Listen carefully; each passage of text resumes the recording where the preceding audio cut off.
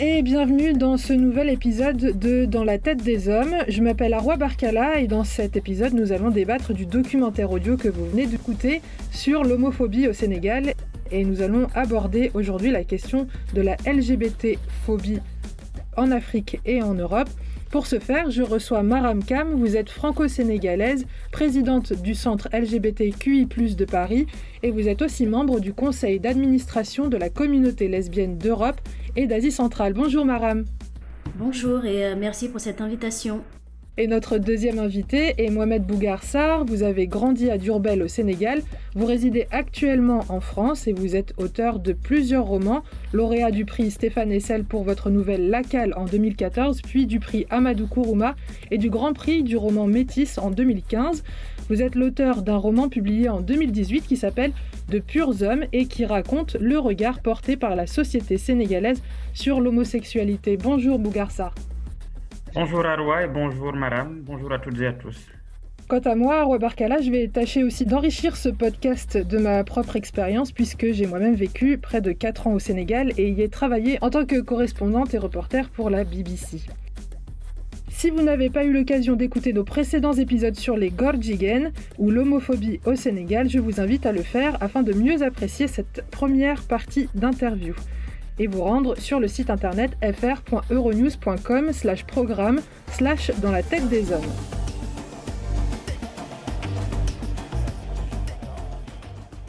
Dans la tête des hommes est un podcast original d'Euronews qui questionne les masculinités toxiques à travers différents pays africains à la rencontre de ces hommes et de ces femmes qui remettent ces modèles de stéréotypes de genre millénaires en perspective.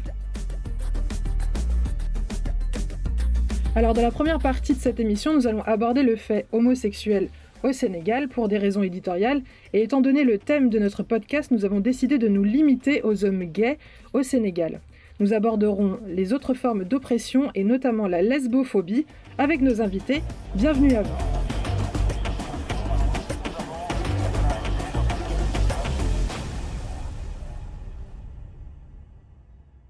On peut peut-être commencer avec vous, Maram Khan. Vous qui êtes lesbienne et activiste, est-ce que vous pouvez nous expliquer un peu votre parcours et comment est-ce que vous avez vécu votre coming out lesbien auprès de votre communauté et de votre famille?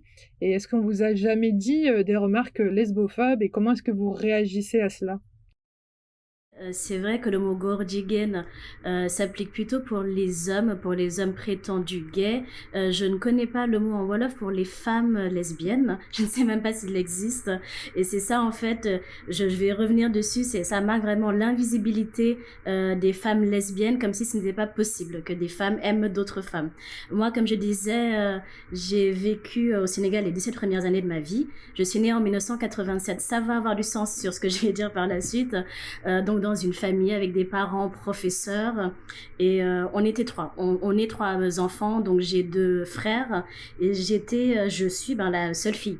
Donc, avec toute la charge mentale que ça suppose dans une société africaine, société sénégalaise, où je devais être un modèle de l'exemplarité. Moi-même, j'ai été élevée en fait dans cette binarité la plus absolue où en fait il y a un homme, une femme, le couple c'est un homme, une femme, on se marie, on a des enfants et on m'a jamais parlé de sexualité. Même à la télé dans les années 80, dans un monde francophone surtout parce que aux US il y avait l'émergence de Ellen DeGeneres, mais dans le monde francophone on n'avait pas de modèle, on n'avait pas de représentativité de ce qu'est être une personne LGBT, lesbienne, gay, bi ou trans.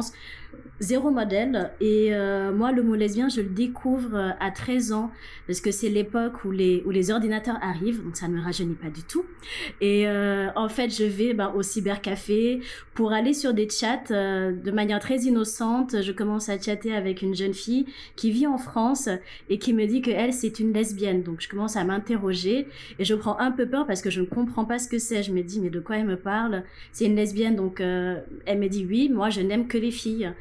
Du coup, je ne fais même pas de recherche par rapport à ça. Je coupe la conversation aussi nette. Et quelques années plus tard, donc en 2004, émerge la série The L Word. Donc, il y a une série américaine qui suit en fait la vie d'amies lesbiennes à Los Angeles, de milieux sociaux différents, de milieux ethniques différents. Mais ce qui les rapproche toutes, c'est que c'est des lesbiennes. Et rien que le nom de la série est très symptomatique en fait du mot lesbien, parce que on n'a même pas le mot entièrement. On dit the L word, le mot qui commence par L. Et du coup, on se dit, est-ce que c'est L pour lesbienne? Est-ce que c'est L pour love? Pour lesbienne ou pour amour? On ne sait pas trop. Et moi, cette série, ce qui est très marrant, c'est que je la regarde dans le salon familial avec mes parents sur Canal+, tous les jeudis ou vendredis soirs. Mes frères sont là, mes parents sont là. On regarde ensemble cette série, où il y a quand même des scènes très érotiques et très crues sur la vie sexuelle, la vie affective des lesbiennes, et on n'en parlera jamais. Mes parents me disent juste, ah, c'est l'heure de ta série, allez, on y va. Mais ils me diront jamais, mais c'est quoi ces scènes? C'est quoi cet amour entre femmes? Mes frères ne me posent aucune question aussi. Et on reste dans ce non-dit total. Et en fait, The L Word aura bercé mon début de vie en tant qu'adulte, parce que je regarderai la série de 2002 jusqu'à 2009, jusqu'à la fin de la série. Et en 2009, je termine mes études universitaires. Entre-temps, je suis arrivée en France en 2005. Ma vie adulte s'est forgée en France et je fais mon coming out très tard. Je le fais à 31 ans. Donc, je le fais à mes parents, à mes frères qui étaient déjà au courant, et petit à petit dans mon milieu amical, etc. Mais je pense que l'associatif, le milieu militant m'a beaucoup portée. Pour faire mon coming out, m'a beaucoup aidée. Je me suis investie au centre LGBTQI+ de Paris dès 2017, donc quand j'ai rencontré ma compagne juste un an avant. Et après, je me suis aussi liée d'amitié à des militantes lesbiennes qui étaient dans d'autres organisations et qui par la suite, en 2017, créeront la communauté européenne et d'Asie centrale pour les lesbiennes. Et c'est là que je me suis forgée toute une identité, mais au-delà de ma sexualité. Vraiment mon identité en tant que femme, en tant que militante. Donc, en fait, en me disant que ma vie, c'est pas seulement mon cercle fermé d'amis, de famille, de proches. Ma vie est tout autant politique parce que, en fait, la société rend ma vie politique, rend mon corps politisé, que je le veuille ou non. Et ça a beaucoup forgé mon coming out. Après, le coming out est très variable. Je fais mon coming out tous les jours. Je le fais sur les réseaux sociaux, rien qu'en étant moi-même. Je le fais quand je reprends contact avec un ancien ou une ancienne camarade de classe. Je le fais quand je vais à la boulangerie ou chez le boucher avec ma compagne et qu'on se tient la main. Dès que on rencontre des nouvelles personnes, il y a toujours en fait cette question de « Ah, vous êtes ensemble », ce n'est jamais de l'acquis. Donc, ce qui fait qu'on est dans un perpétuel coming out. Donc, je peux pas dire que j'ai un seul coming out, vu que depuis 2016, j'ai fait mon coming out 1 milliard de fois. Très bien. Et alors, il n'y a pas vraiment, en fait, finalement, de ce que vous dites de colibé pour les lesbiennes, au même titre que les gordigènes pour les hommes prétendument gays au Sénégal? Du coup, il y en a pas. C'est intéressant, en fait, de savoir. En fait, il n'y a pas de terme. On va peut-être dire que ce sont des femmes qui sont masculines. Il y a peut-être ces termes-là à dire qu'elles ont une attitude masculine, mais on ne va jamais prétendre que c'est possible qu'elles soient amoureuses, en relation affective, charnelle avec d'autres femmes. Ce n'est pas pris au sérieux, surtout que voilà, c'est vrai que ce soit au Sénégal, comme en France, comme dans d'autres pays, les gens ne se questionneront moins si des filles se touchent les cheveux ou se tiennent par la main ou se font des bisous. On va toujours dire « Ah, c'est de très bonnes amies ». On va vraiment préférer ça, comme par exemple un débat très très récent qui a eu, il me semble, dans un des musées à Paris, qui a mis à l'honneur une romancière qui avait été peinte par une artiste peintre. Et tout de suite, la direction du musée a mis ok, telle personne a été peinte par sa très bonne amie. Donc des militantes lesbiennes féministes ont dû monter au créneau pour dire non, ce n'était pas une très bonne amie, c'était sa compagne. Donc il y a toujours cette négation là en fait de la lesbianité des personnalités même politiques, féministes qu'on connaît, que ce soit George Sand, que ce soit par exemple Rosa Bonheur. Il y a toujours cette négation-là, et je pense qu'au Sénégal, c'est très ancré effectivement dans la société parce que en tant que femme, comme je l'ai dit, on a une exemplarité. On ne transmet pas le nom de la famille, mais on transmet toutes les valeurs. Et le Sénégal est une société de valeurs, une société ancrée dans les valeurs. Bien sûr, il y a beaucoup de choses qu'on met sous le tapis, tant que de manière sociétale, les voisins, la famille, tout le monde sait qu'on est ancré dans les valeurs. Et les valeurs, c'est porté par les femmes. Et les valeurs, c'est porté aussi par une valeur qui s'appelle le mougne aussi. C'est transmettre les valeurs et pas faire de grand bruit de ce qui est le mounial chez les Peuls. Ne pas faire grand bruit de ce qui se passe aussi à la maison. Donc il y a beaucoup de tabous, même ne serait-ce que pour s'exprimer tout court, en fait, que ce soit dans la vie conjugale ou dans beaucoup d'autres domaines, en fait. Tout à fait. En plus, moi, je suis Peul et on est éduqué comme ça. Je sais pas ce que Mohamed Mougassar dira en tant qu'homme, mais en tout cas, en tant que femme, on n'est pas censé avoir une voix qui porte, on est censé être toute douce, choisir son vocabulaire et on nous l'apprend très, très, très jeune. On est censé s'occuper des autres. Après, ce n'est pas seulement le cas dans la société sénégalaise, c'est le cas dans les sociétés africaines et dans certaines classes sociales en France aussi. Mais c'est vraiment le fait de se dire que la femme porte une telle charge mentale dans la société que même sa sexualité, que son corps est régi en fait par les dictates qui ont été établis par des hommes mais qui sont véhiculés par d'autres femmes. Ce seront les mères, ce seront les grands-mères, ce seront les tantes, ce seront les voisines qui se portent garantes de notre intégrité physique, de notre intégrité psychique, le fait que la virginité soit un sacro-saint de la famille sénégalaise et du couple en soi, c'est imposer ça à des femmes et non pas aux hommes d'ailleurs sur ce point-là.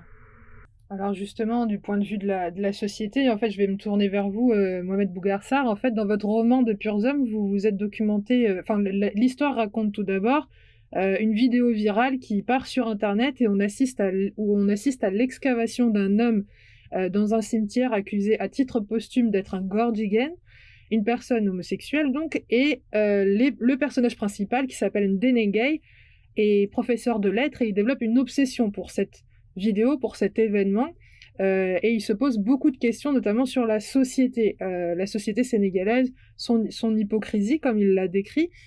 Qu'est-ce qui vous a inspiré pour commencer à réfléchir à ce roman? Et comment est-ce que s'est passée votre documentation pour élaborer ce roman? Alors, le fait divers qui est à l'origine du roman est celui qui s'est passé entre 2008 et 2010. Il y a eu au Sénégal ce qu'on a décrit a posteriori comme une sorte de panique morale, c'est-à-dire qu'il y a eu 2 années comme cela pendant lesquelles il y a eu beaucoup d'activités ou de propos ou de remous très violents dans la société autour de la question homosexuelle. C'est d'une certaine façon la première fois depuis que les médias de masse étaient en mesure de relayer tout un ensemble de faits autour de la question homosexuelle qui se passait. C'est la première fois qu'il y avait une sorte de vague comme cela. Et j'étais encore au Sénégal, j'étais en terminale en 2008 et il y a eu coup sur coup 2 vidéos d'exhumation de cadavres d'hommes qu'on accusait d'être des homosexuels. Et j'ai vu l'une de ces vidéos, malheureusement, je dis malheureusement parce qu'elle était vraiment très marquante, assez choquante, très, très violente. Et cette image-là m'est restée et il m'a fallu à peu près une dizaine d'années pour tenter de l'interroger par l'écriture. Mais à l'origine, c'est un fait divers bien réel et bien sinistre qui s'est passé au Sénégal, qui m'est resté en mémoire pendant 10 ans et auquel j'ai fini par consacrer un livre. Quant à la documentation, ça a été essentiellement une documentation donc de lecture, de l'histoire du regard sur l'homosexualité au Sénégal, des thèses écrites sur la question. Mais la plupart des thèses, tout de même, étaient des thèses soit d'ethnologie, soit d'histoire également, qui faisaient comme cela des sortes de digressions sur cette question-là. Mais oui, ça a été des lectures de production universitaire, surtout, mais aussi quelques entretiens, jamais formels, évidemment, toujours pendant des discussions qui étaient censées être tout à fait ordinaires. J'en profitais toujours pour poser quelques questions à des personnes qui étaient soit assez âgées pour avoir vécu une époque où la question de l'homosexualité, tout en restant tabou, posait peut-être moins de problème parce qu'on arrivait à l'intégrer un peu plus socialement. En tout cas, on l'a considéré d'abord socialement avant de la considérer comme étant une relation sexuelle parce que finalement, c'est peut-être aussi cela qui choque le plus au Sénégal et qui semble être le plus destructeur de valeurs. Donc voilà, c'était des lectures et puis des entretiens et puis ma propre observation et ce que j'en tirais comme réflexion. Alors, est-ce que vous avez eu à rencontrer justement des personnes homosexuelles et qu'est-ce qu'elles vous disaient en fait de la société? Qu'est-ce qu'elles disaient de la société sénégalaise?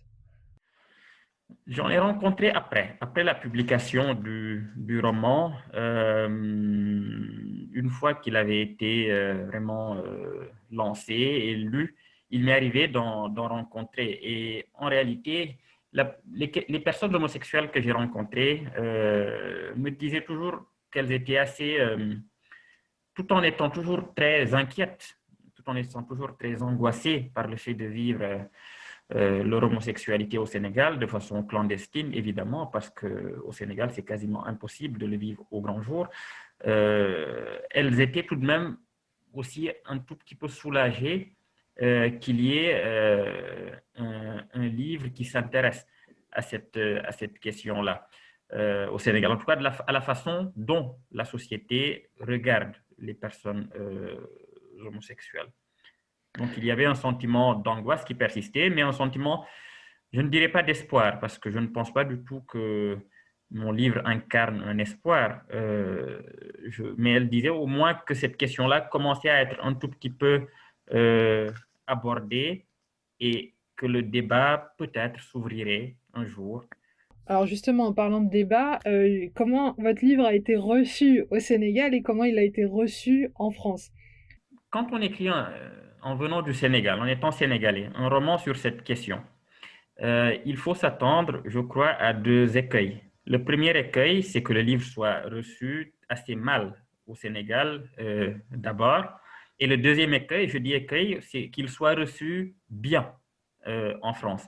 Et ce sont deux problèmes. Qu'il soit reçu mal au Sénégal n'est pas très étonnant, au fond, vu tout ce qu'on a dit, les valeurs, la culture, la religion. Et ça, je m'y attendais. Le livre a eu beaucoup de mal à être lu, à exister au Sénégal. Il a été précédé par une sorte de rumeur avant même qu'on ne sache ce qu'il y avait à l'intérieur. On s'en était déjà fait une idée avant de l'ouvrir. Et puis, de toutes les manières, on ne l'a pas considéré comme un roman, c'est-à-dire comme une fiction. On a tout de suite considéré que c'était un document, une thèse que j'assénais. Euh, donc, il a eu du mal. Mais petit à petit, avec le temps, au bout de 6 mois, un an, voilà, les gens ont commencé à le lire. En France, l'écueil, ça a été qu'il a été plutôt bien reçu, mais de façon, avec un biais dont je me méfie aussi, qui était de dire, bah, voyez, c'est voilà, un homme issu de la société sénégalaise et qui pourtant dénonce l'état de cette société, ce qui est une autre forme de condescendance ou de maternalisme, en disant, voyez, cet homme héroïque qui sort de sa société, qui se révolte contre sa société. Je pense que c'est une erreur aussi que de considérer que le livre est cela, est simplement le livre de quelqu'un qui tente de battre, voilà, de critiquer très durement sa société, de se révolter ou de se retourner contre sa société. J'essaie de mener un travail littéraire, une réflexion par la littérature sur un fait social, et c'est comme écrivain toujours que j'essaie de me poser au moment d'aborder cette question-là. Donc, ni l'accusation de traître, ni l'accusation de héros ou d'homme courageux ne me semble juste en réalité. Il y a entre les deux un travail qui est un travail littéraire, un travail de recherche d'une voix et de justesse que je tente d'avoir sur cette question-là. Et alors, on a eu aussi droit cette année à l'accueil d'un autre livre, cette fois-ci Le génie lesbien d'Alice Coffin en France. Et là, on a pu voir une certaine réaction épidermique, pour pas dire lesbophobe. Maram Khan, vous avez, enfin, on a eu vraiment une très très forte réaction, exactement comme de Purs Hommes au Sénégal. J'imagine, peut-être pas autant, je sais pas trop, mais en tout cas, cette année en France, on a pu voir que en fait, la lesbophobie était quand même presque, enfin, elle s'est manifestée un petit peu sur Alice Coffin, plus que de raison. Oui, tout à fait. Je reviens juste sur ce que Mohamed Mongarser disait par rapport à son livre dont il pensait qu'il n'était pas forcément porteur d'espoir. C'est un peu comme le livre d'Alice Coffin sur le génie lesbien. Moi, je trouve que si, parce que dès qu'il est sorti, le livre sur De Purs Hommes, moi, je l'ai acheté, je l'ai lu, et je pense que pour la diaspora, c'est très important d'avoir un livre de ce type, même si c'est un roman, qui soit écrit par un homme noir et par un homme sénégalais. C'est la même chose pour le génie lesbien d'Alice Coffin. C'est très important pour les jeunes lesbiennes aujourd'hui, ou les moins jeunes d'ailleurs, d'avoir un livre pareil qui fait autant débat d'ailleurs, malheureusement, mais un livre pareil qui a été écrit par une lesbienne, par une femme. Aujourd'hui, Alice Coffin, on l'avait reçue au centre LGBTQI+, en novembre, pour qu'elle nous parle en fait de son livre. Et effectivement, la presse a choisi 2 phrases types de son livre sur les 240 pages. La plupart des personnes qui ont critiqué ce livre ne l'ont pas lu, comme j'imagine de Purs Hommes. Beaucoup de personnes ont critiqué le livre, critiqué de manière négative le livre, sans avoir lu la moindre ligne. Et c'est là, en fait, que ça pose problème. C'est comment on peut juste prendre des phrases à gauche, à droite, sans faire toute une opinion, et dénaturer l'essence même d'un livre, que ce soit le génie lesbien comme de Purs Hommes. Comment, en fait, dénaturer tout ça? Mais pour moi, c'est des livres qui portent un espoir, malgré tout. En tout cas, moi, ça m'a redonné de l'espoir en la vie et en l'être humain. Donc, voilà.